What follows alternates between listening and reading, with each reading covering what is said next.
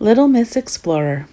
Little Miss Explorer had traveled the world, right from the very top all the way down to the very bottom. She had explored the deserts, she had explored the jungles, and she had explored the oceans. There was nothing that daunted Little Miss Explorer. She had seen it all. She had photographed the Yeti high in the Himalayas. She had drunk tea with lions on the Serengeti Plains. And she had even swum with the Loch Ness Monster.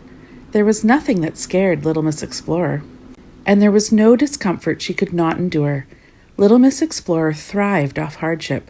She would happily sleep outside. Whatever the weather, it never occurred to her that she might freeze. And she would cheerfully wade through a swamp. It never occurred to her that she might be eaten by a crocodile. Nothing concerned Little Miss Explorer because it had never crossed her mind that anything might go wrong. That was until last week. Last week, when she went exploring with Mr. Worry. Now, Mr. Worry could not help but worry.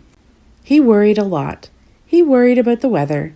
He worried about not getting enough sleep. He worried about getting too much sleep.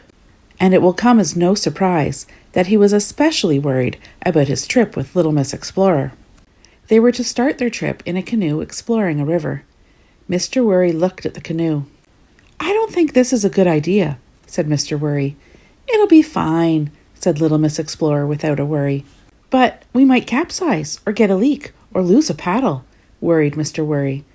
Little Miss Explorer had not thought of any of these things, but now she did think about them. She thought about them a lot, and the more she thought about them, the more worried she became.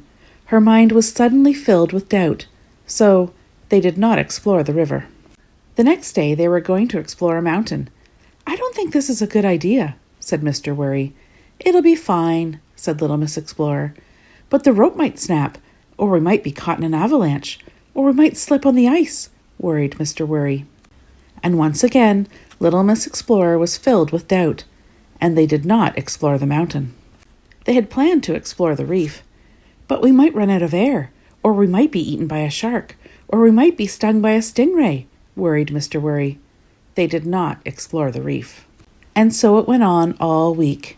They did not explore the volcano, and they did not explore the caves. There were, as Mr. Worry vigorously pointed out, far too many things to go wrong. Poor Little Miss Explorer had not explored anything for a whole week, and she was bored, so she decided to go to the beach and read a book. And while she read her book, she thought about all the great adventures she had enjoyed and how everything had always turned out just fine. Little Miss Explorer's book had given her the perfect idea for her next adventure. But this time, Mr. Worry wasn't coming with her.